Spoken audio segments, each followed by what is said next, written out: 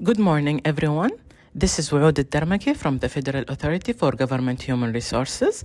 It's a pleasure to welcome you to today's HR Club session. Our theme is timely and strategic, future-proofing talent, the skills every organization needs to thrive.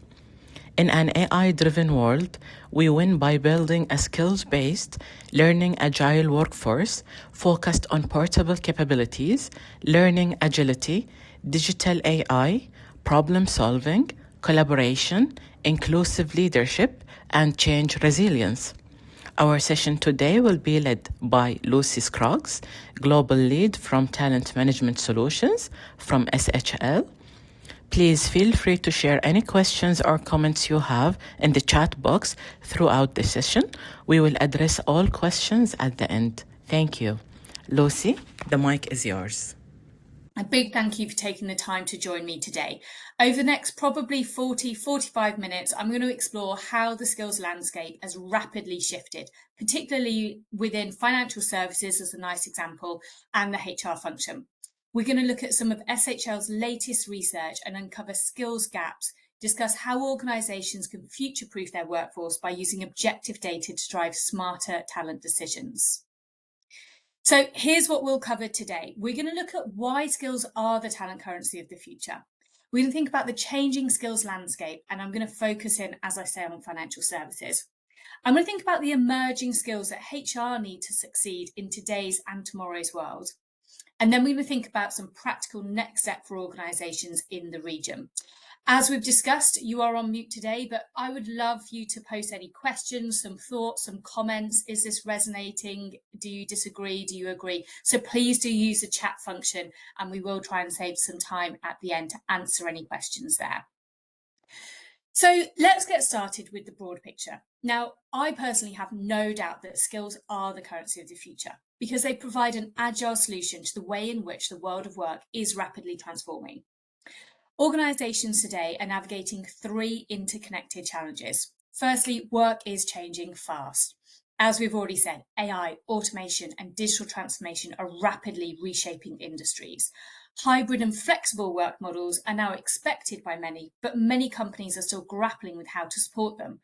More than 1 million workers left roles since January last year due to lack of flexible work arrangements. And static job profiles are just a thing of the past. How many of us look at the job we are hired to do and say it actually reflects the job that we do today? Secondly, talent is harder and costlier to find than ever before. Hundreds of thousands of roles in high demand sectors like clean energy, data and engineering are growing quicker than the labour market is keeping up. And finding skills and talent externally is no longer sustainable. We need to shift our focus to upskilling and reskilling internal talent to meet these business needs. And that's actually reflected in HR leaders' priorities today. Closing skills gaps and internal reskilling is now seen as more urgent than hiring new people. And finally, employee expectations have shifted and employees are acting. 73% of workers say career development is their top reason for staying with an employer, but 56% don't see clear internal opportunities. And over half feel that their skills are misunderstood or undervalued. Many say that they would stay if their employer recognised their skills better and provided clear pathways.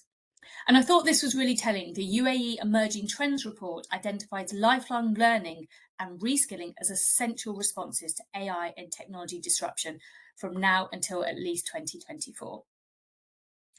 So guess what? AI has just changed the game completely. It has dramatically accelerated the pace of change, and it's impacting talent strategies in three key ways.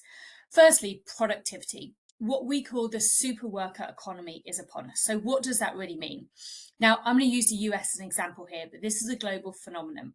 Over the next decade, US job growth will slow to a third of the pace.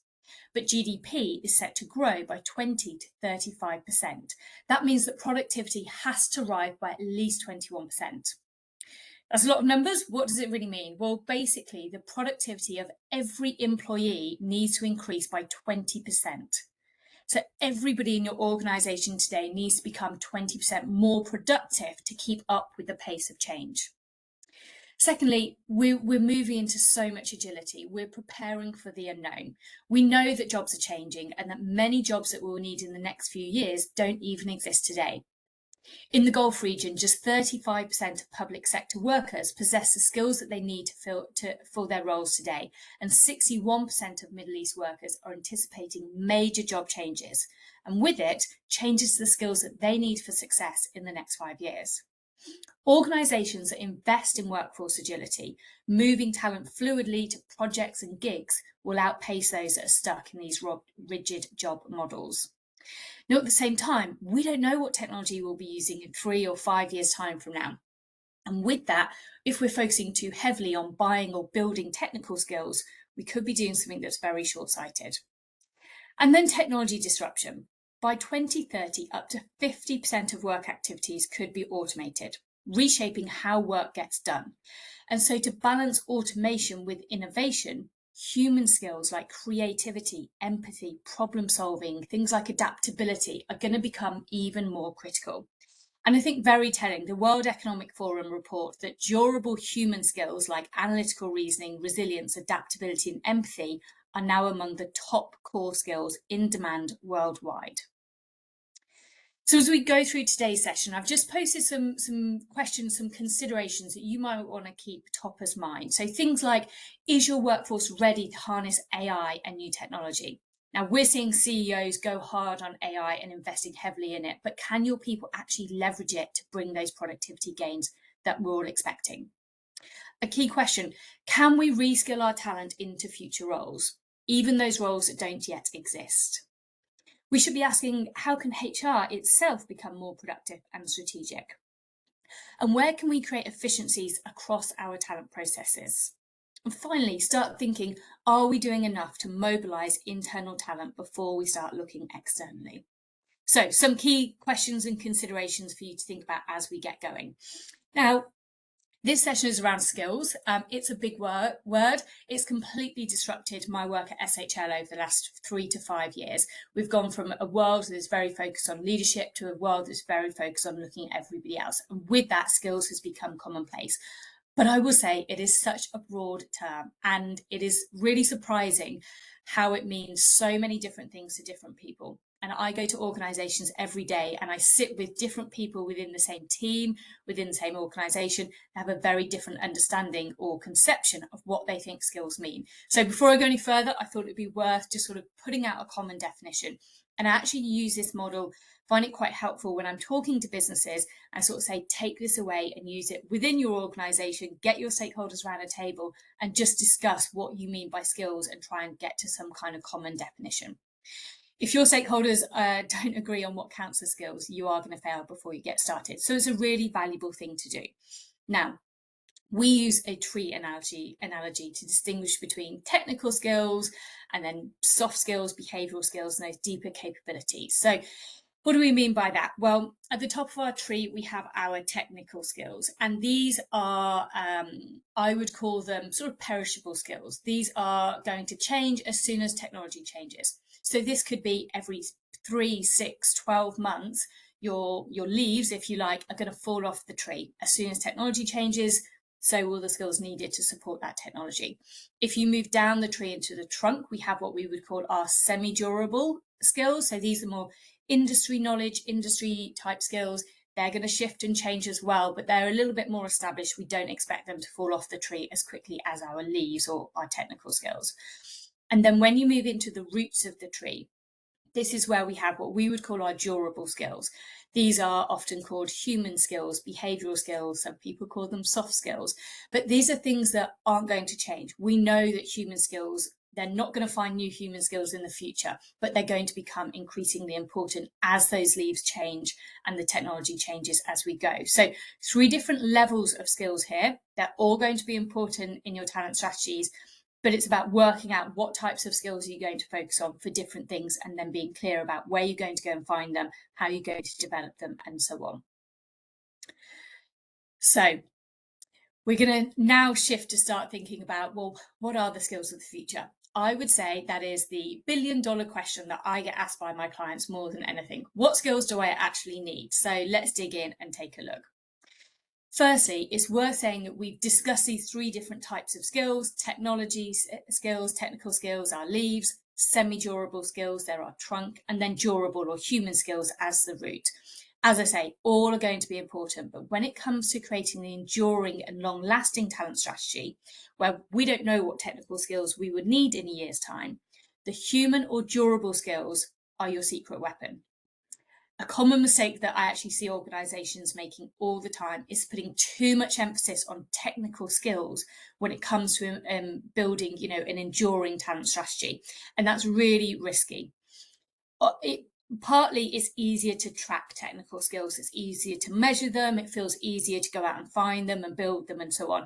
But actually it's short-sighted, because if you're building your talent strategy around a set of technical skills that are going to change, it's going to be very, very difficult to think about how you can reskill people, how you can wrap people around those technologies to really bring out the best. And that's echoed in global research. We know that 85% of job success comes from human skills like collaboration, adaptability, and problem solving. And you can see on screen, it's really those human skills that are capturing the attention of the world right now. And people are very, very focused on those as the skills of the future. So it seems like these are difficult, more difficult to measure, but they're going to be critical, particularly when you think about reskilling people, redeployment, and how people are going to work with technology in the future. So we've taken a moment to think about which types of skills. We think it's the human skills, those behavioural skills, those ones that aren't going to change. But which ones? What are the ones that we should be focused on? This feels really, really tricky. And it's where many organisations are spending a lot of time right now and a lot of money trying to create a skills framework for their organisation. Now, I often hear people saying, we're not going to know what skills we need in the future, right? How could we possibly know? It's like a magic ball. And if you tell me you know the skills of the future, you're wrong. Well, actually, there's a lot we can do to try and think about, a lot of research we can do in science and modelling to think about what are the skills that are going to be important in the future. One of the things that I've really noticed, probably about 2 years ago, I really started to notice that organisations I was working with were actually turning to their industry bodies, industry frameworks to think about, well, as an organisation, we're trying to think of the skills that are needed, but actually there are these bodies that have been set up to really focus on what skills are needed for success. So let's leverage those. These are organisations that are often government bodies or industry bodies that are solely focused on research to identify the skills that are critical for certain sectors.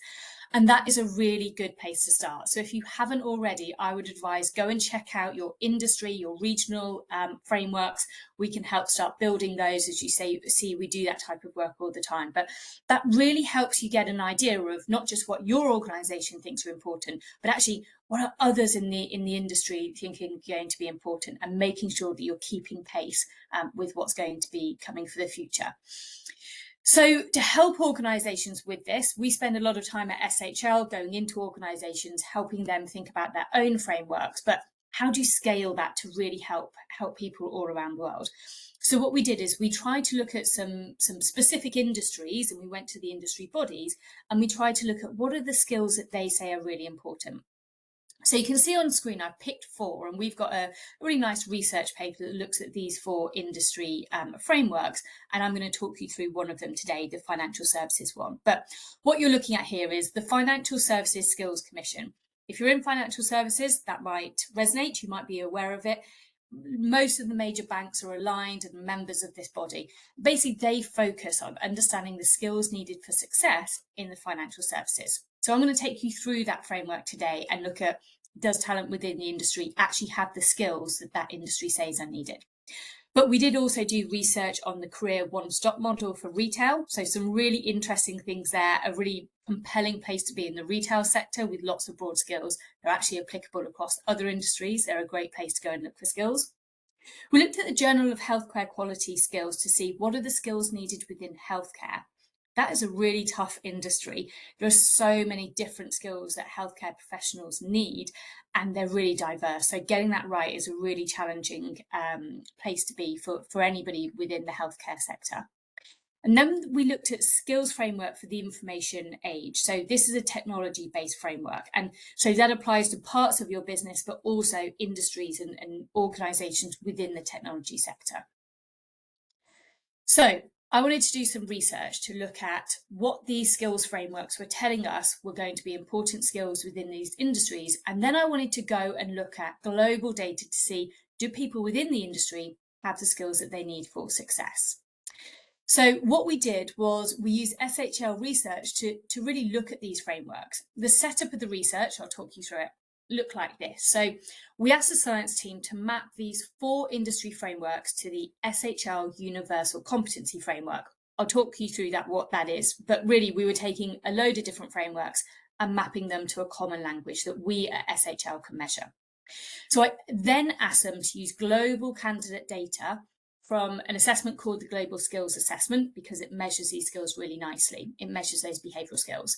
And what I asked them to do was look at people, broad, big data, hundreds of thousands of people within that sector, and see, do they have high proficiency on the skills needed compared to people outside of that sector? So a global benchmark. So hopefully that makes sense, but we mapped these industry frameworks to the SHL framework. We used a measurement tool that we already have with global data, and then we compared people from the industry from our global data, global benchmark to see how they compared.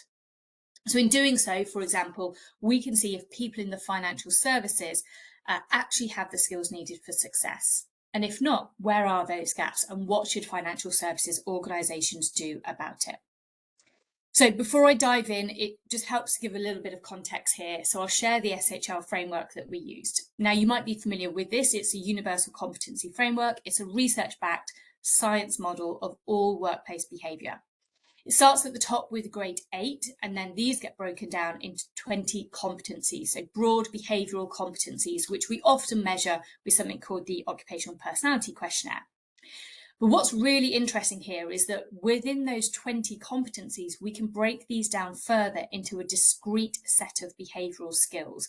There are 96 of them, and you can sort of see these dots underneath that align to those 20. Now, these 96 skills are the focus for this research.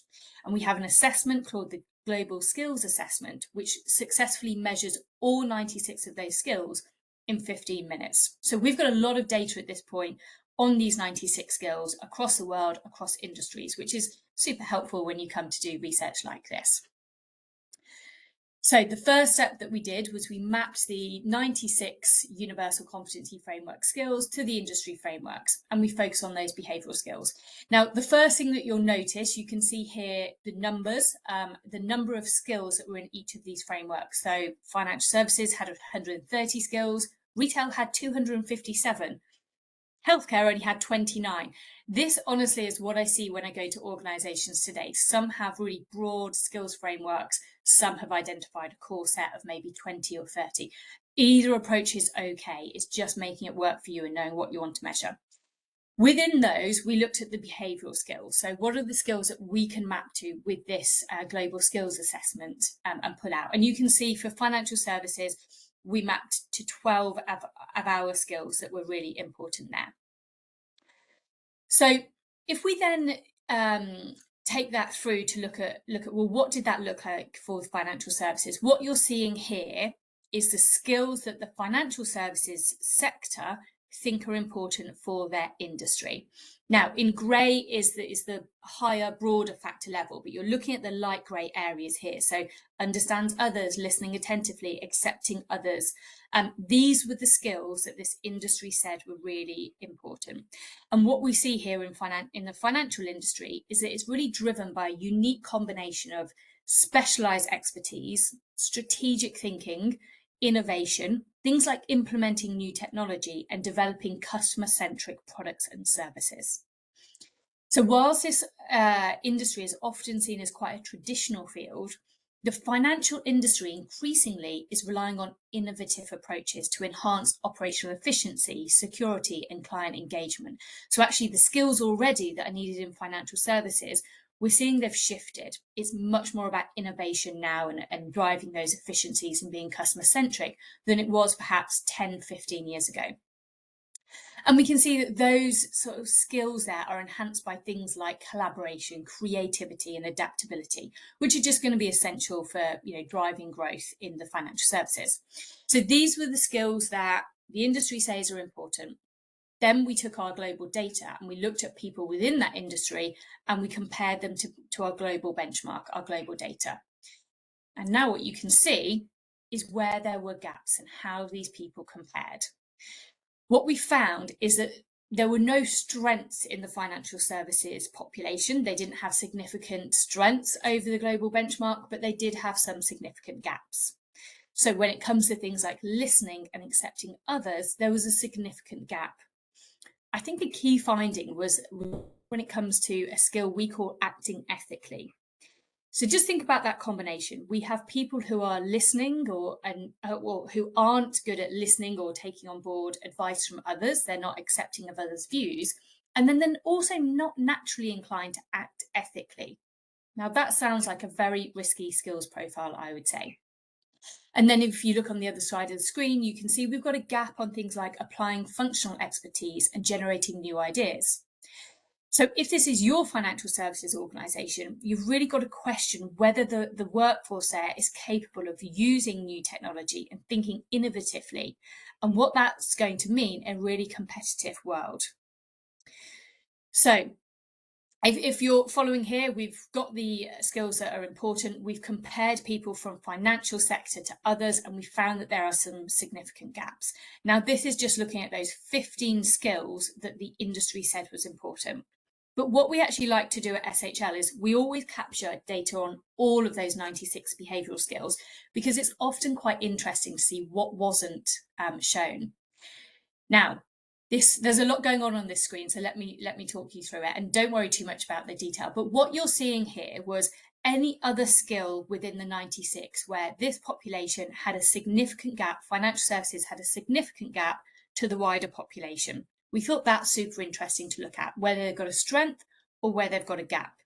So in red is the financial services population, and in black is the general population that we compared them against.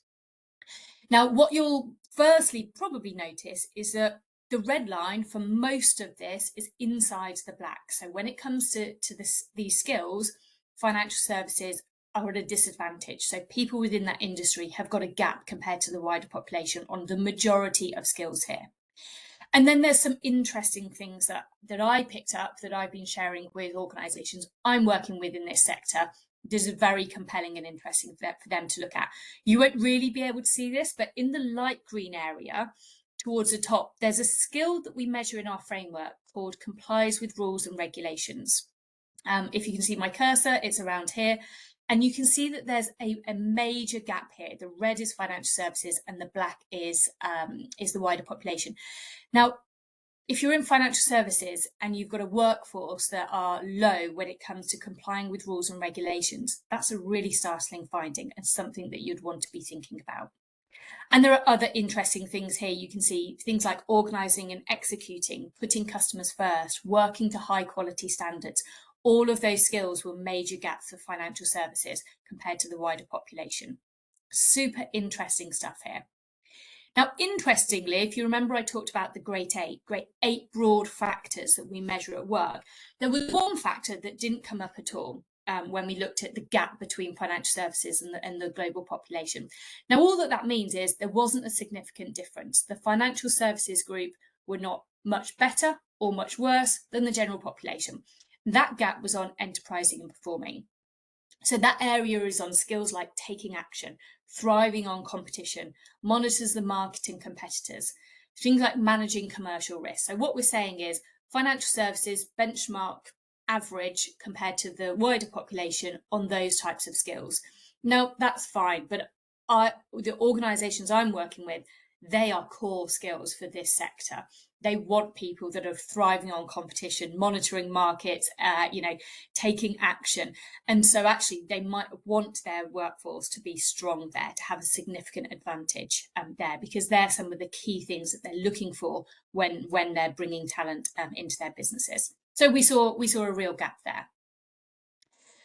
Now, There's a lot of sort of words and skills, and what does it really mean? If we think about these questions in the context of the world we're operating today, understanding what skills you have and how that reflects in the context in which you're operating is very, very compelling. So I've just taken some macro economic trends that I know are important in the financial services industry.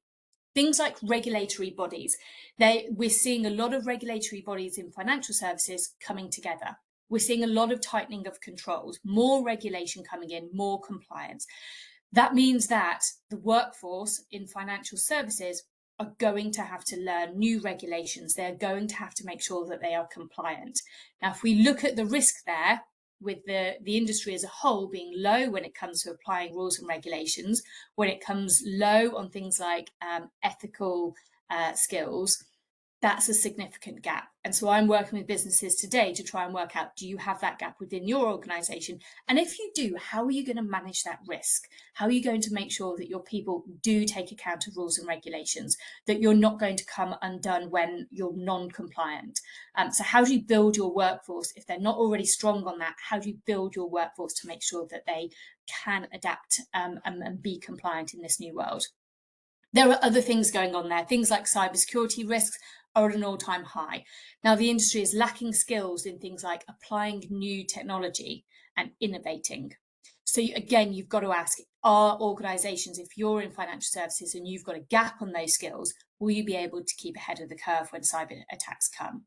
We know about economic pressures. We know that there's a lot of workforce reduction going on. We know the geopolitical trends that are going on. So some of these macroeconomic factors, contexts that are happening really resonate when you come to think about what does successful skills look like in our workforce, and then do we have the capability, the workforce capability to manage those skills? Now, in this environment, we can clearly see gaps in things like compliance, regulation, strategic decision making are going to be a serious threat for that industry. So there's a lot of research here. We do have a white paper that we will share and you can have access to really go through this in your own time. But today what I've done is really focus on one of those sectors, the financial services sector. But our research, as I say, looked at 4 major industries. What was interesting is that we actually discovered some universal trends. So across industries, we found that skills like analyzes information, applies functional expertise, and critically evaluates consistently emerged as vital skills. They were skills that every industry needed.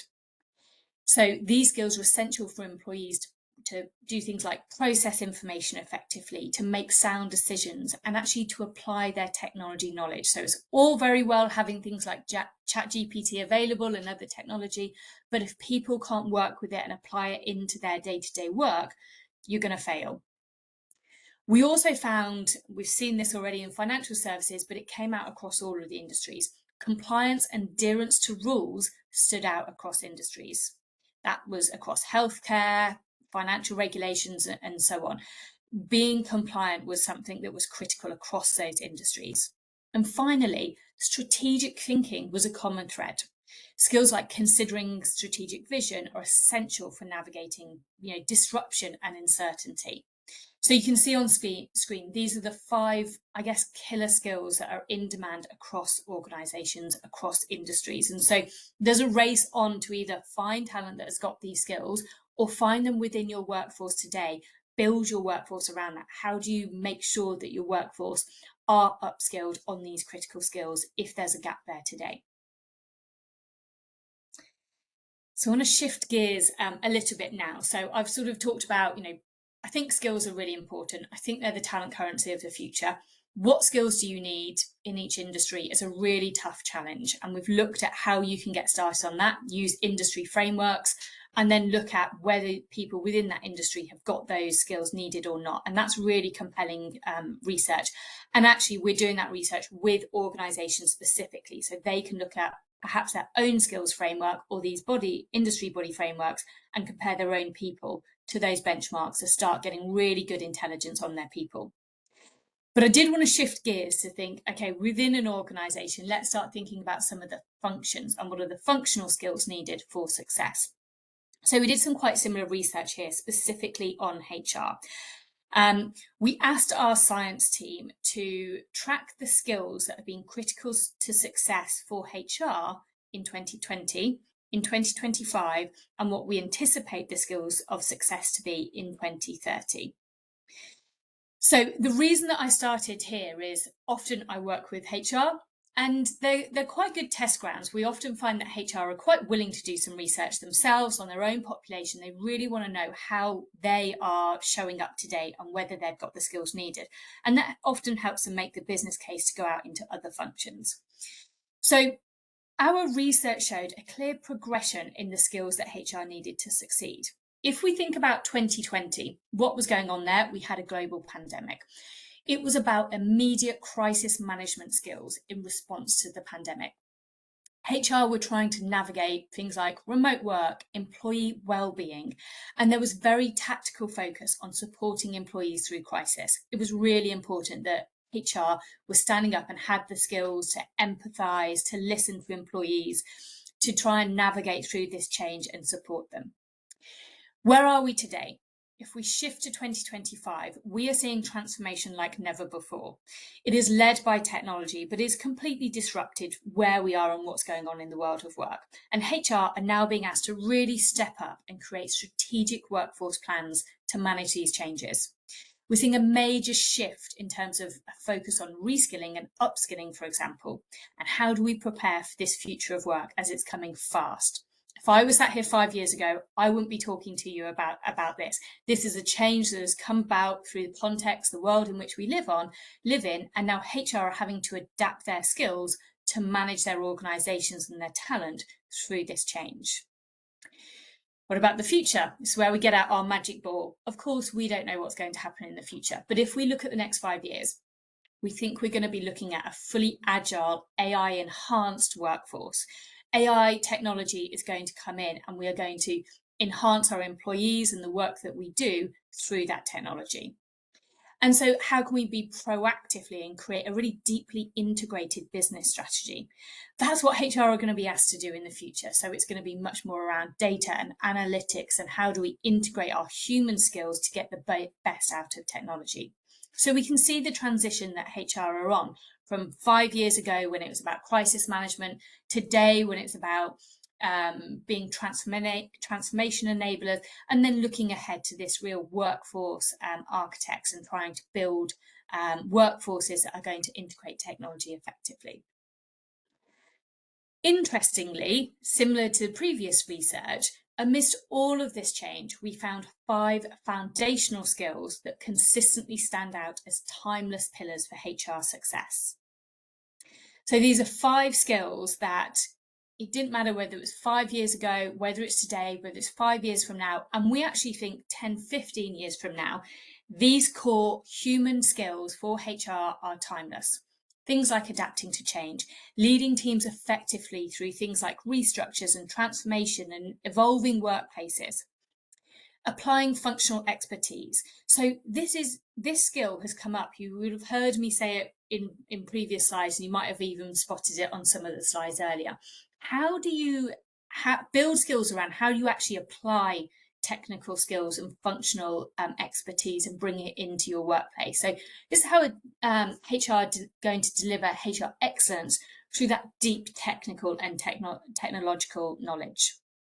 A really big one for HR is demonstrates empathy, understanding and responding to colleagues' emotional cues, fostering collaboration, things like that is a timeless skill for HR. Encourages diversity. So these are specific skills that we have in our model and we measure. So encourages diversity, creating inclusive workplaces where diverse skills and perspectives can thrive. And the final critical skill that's timeless for HR is focusing on self-development. HR should be continuously learning, building a cross-functional expertise and growing professionally. We can't stand still as HR professionals. So having the skill to actually focus on your own self-development is something that we think is critical and timeless for HR. But just thinking about how HR skills are changing. So focusing in here on what were the skills that underpinned those changes that we're seeing in HR. Of course, there's those set of priority skills for HR HR teams that we've talked about, they're not going away. So we have to have HR to build and develop in order to adapt to the ask of today's world. You can see these foundational skills: empathy, encouraging diversity, focusing on self-development. But today, HR also need to be able to manage conflict and support and coach people. If we look ahead to the next 5 years, this is, I think, where we can see this coming. I think this resonates every time I talk to HR leaders. This resonates. The real focus is on data and technology. That isn't something that HR 15 years ago, we weren't data analysts, we weren't technology specialists, but now we are having to get skills around how do we analyze information? How are we going to embrace new technology and new ideas? These are the types of skills that are going to support HR as we move towards this more, I guess, AI-driven, data-powered HR function. So I'm working with businesses today that are starting to think about how they really build and develop their HR function so that they're meeting today's needs, but actually they're preparing for this future that's going to be much more data-driven, much more analytic focused, and making sure that they've got those skills within their workforce. As I say, I'm doing a lot of talking. I hope that questions and thoughts are coming in the chat. Please do post them if you're having any, or if anything's not making sense or not resonating. There's a lot of research I'm sharing here. Again, there's a lot on screen here. You can see this research report on the right-hand side that we can share with you. But what is interesting is almost every time you look at skills, you can put a different lens on it. What does it look like in an industry? What does it look like for the organisation? What does it look like for a function like HR? What does it look like across regions? Now, we know that many businesses that we work with cover different regions, and that means that their HR team is having to navigate different types of changes depending on the region that they're focused on.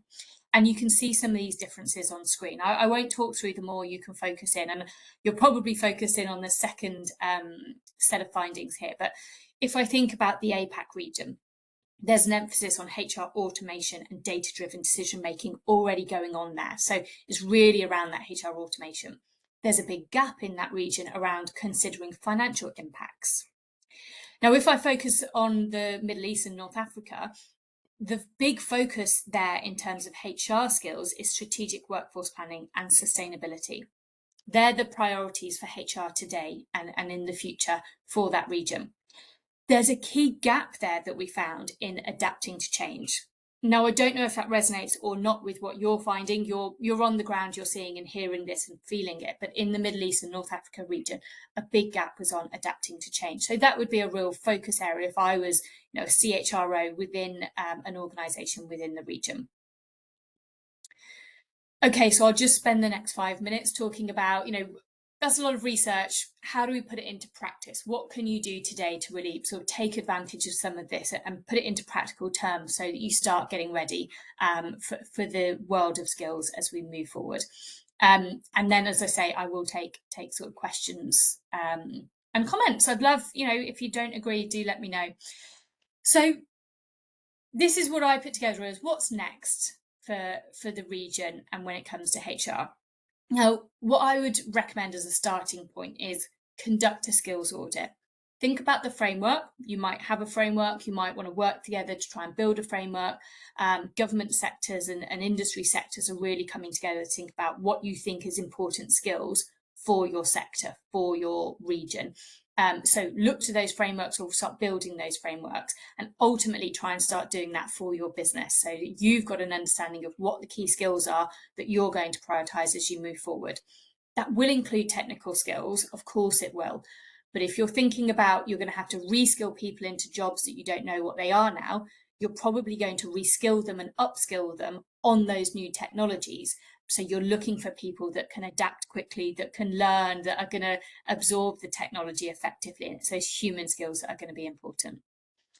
We'll then map that to something like the Universal Competency Framework, where we've got those 96 skills so that we can then start benchmarking and comparing and showing you what your talent looks like compared to the wider population, and really start collecting that skills data. So something like the Global Skills Assessment is what we're using with organisations to go and understand what their people look like today. So large financial services organisation I'm working with, they're just doing this across their total retail population, where they're using this as what they call a skills check-in.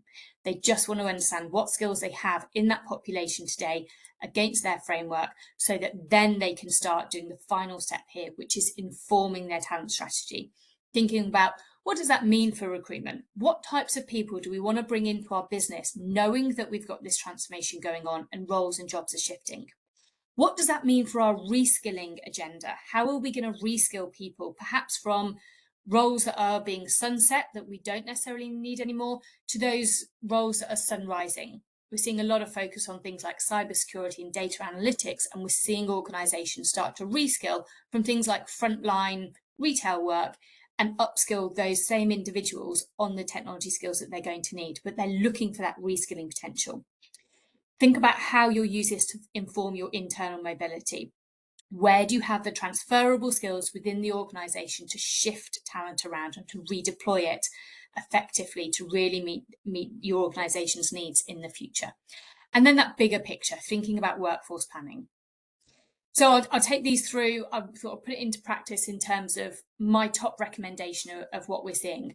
I would say start by assessing your workforce. Really understand, the killer combination that I use with most organisations today is the global skills assessment that I've talked about, but also an assessment called reskilling potential. This is 4 minutes, and it's looking at things like, can you learn quickly? Can you take feedback? If you're going to have to learn something new, you're probably going to have criticisms. Can you take that? Can you roll with it? How are you going to adapt to change? So really looking at people's reskilling potential as they move forward. Thinking about how you're going to give something back to the people that are taking these assessments and help them learn about their own skills, focus on their own development. We know that people are inherently wanting to grow and develop, and if we can give them insight into their skills, where they've got gaps that are important, we know that people are going to start upskilling and developing their own skills as well. But what you're able to do there is then get objective, scalable data, like I've shown today, to start saying, wow, we've got a huge gap in this area. Might be able to see this better on the next screen. So you can start really saying, okay, for this HR function, for my organisation, for our technology division, what does our talent look like today against where I need it to be? And that informs your reskilling strategy. That informs your talent acquisition strategy. Where do I need to buy talent? But also your mobility strategy. Where do I move people into the roles that I need? So it's getting that level of intelligence to really create a workforce strategy that is based on data that is going to allow you to flex as the organisation changes and as transformation hits you.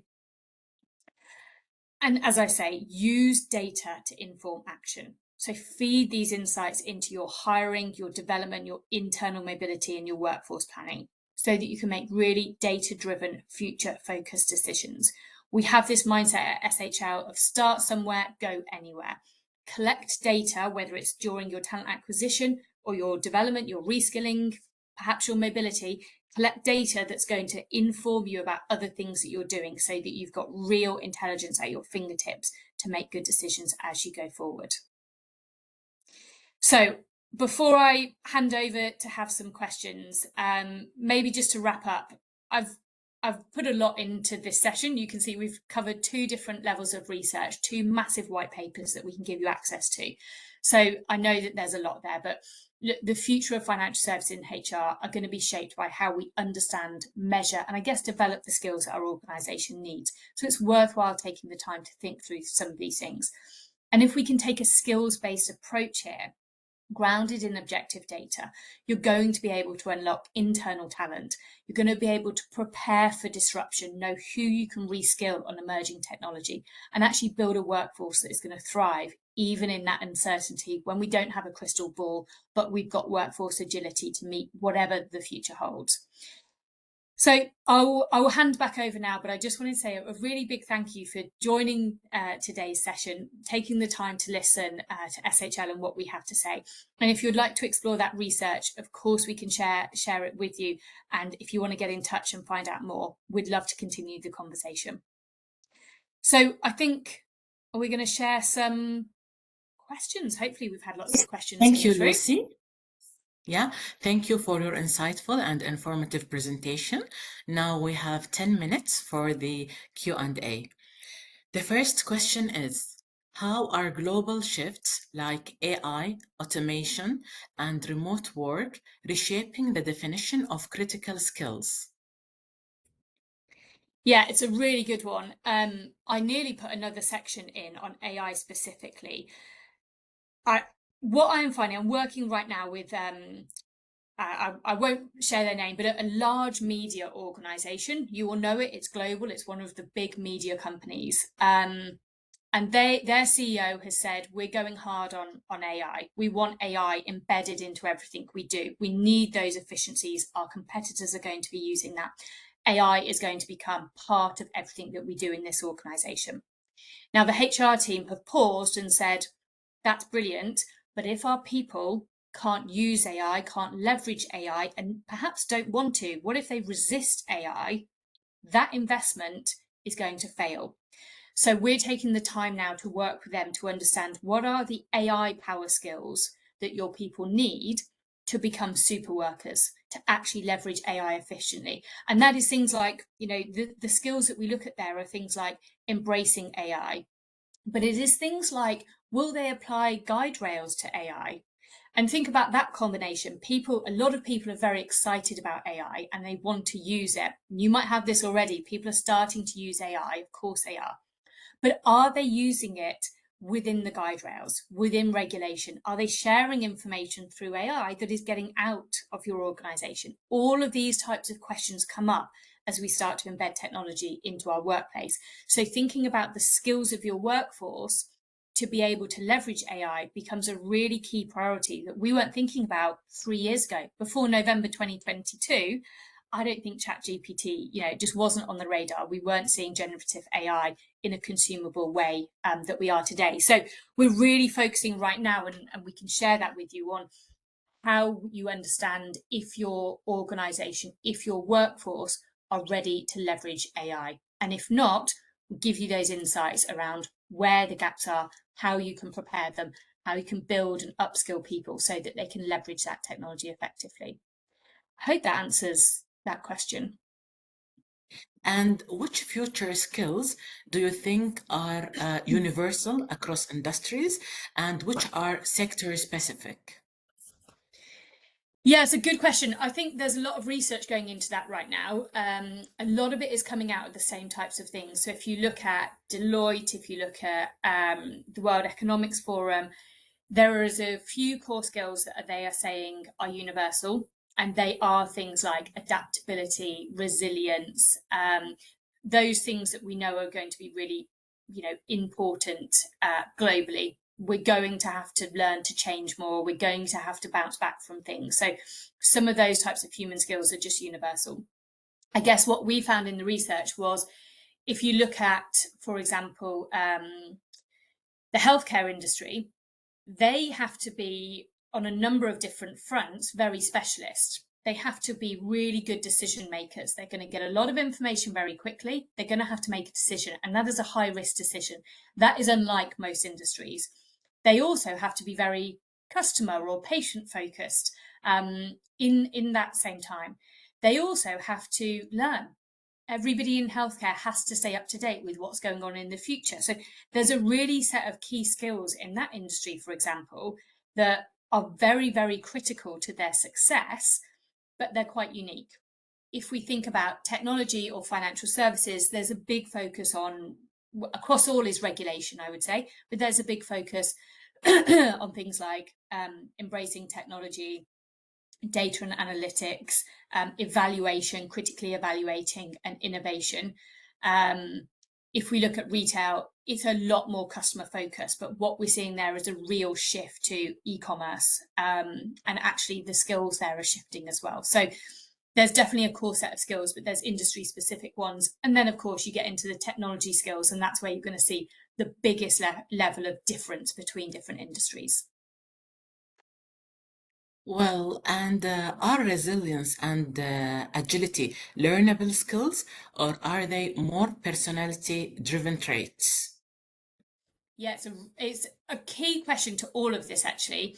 When we get down into these really discrete skills, what we know is that some of these you're going to have a naturally stronger tendency for some than others.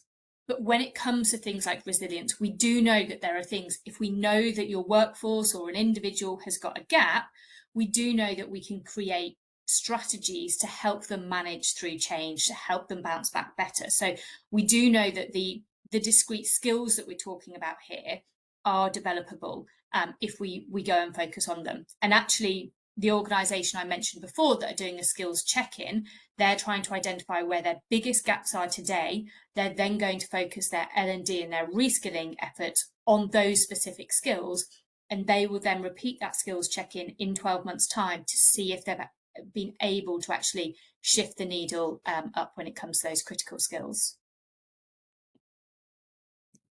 How can HR leaders balance between building skills internally and hiring talent externally? I think that's a really difficult question right now. And right now, it's very difficult to find talent externally, and it's very, very expensive. And at the same time, what we're seeing in many industries is that whole areas, whole functions are becoming not needed, right? We're replacing that with certain technologies, or the world has shifted, and maybe we don't need as many retail staff as we did in the past. And the key sort of workforce planning strategy that HR leaders are focusing on is how can I actually take those people, and rather than bring in people into my high demand areas, how can I mobilize and move people and upskill them to bridge that gap? So I think there's a really strategic play here that's looking at talent acquisition, internal mobility, and workforce planning, and creating a strategy that's going to sort of bridge all of those so that you can have the talent you need, build the talent you need, and when you need to, buy the talent that you need to fill those gaps. It's really tough. Yeah. Okay. So my last question here is, do you think leadership itself is becoming a skill that needs to be retrained for the future? I think leadership, we're doing a lot of research right now of what is leadership going to look like in this new world with levels of transformation, with technology. How does that fundamentally change what good leadership looks like? And so, similar to what we're doing with AI skills for your wider talent, we're really focused on what does good leadership look like. And we do think that some of those attributes are going to shift in this new world. Probably the focus for leadership is going to be on building the human side of work, really leveraging, what humans bring to that, having the levels of empathy, cooperation, bringing people together is going to become far more important than sort of organizing and executing work, which might have been important, 5-10 years ago.